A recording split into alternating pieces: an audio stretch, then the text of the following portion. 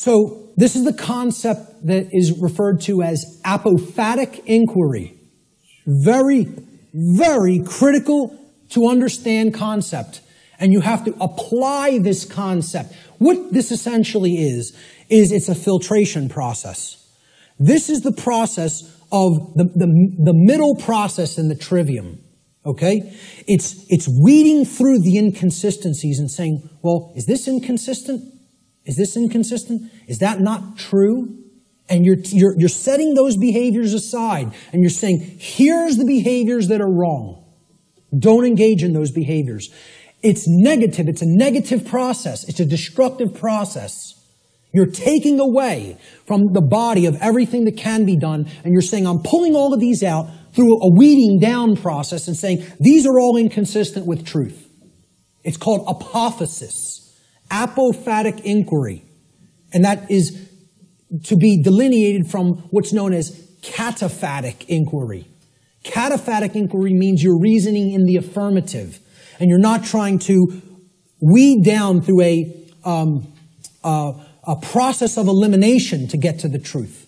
Okay? So cataphasis or cataphatic inquiry would be equivalent to inductive reasoning, whereas apophatic inquiry or apophasis would be akin to deductive reasoning. All right? Rights are most easily understood when they are considered through apophatic inquiry, or what is known as the process of apophasis. This process helps us to understand what a right actually is by understanding which actions are not rights because they cause harm to others. They're the cause of harm. Here's what apophasis is. It's been called apophatic inquiry.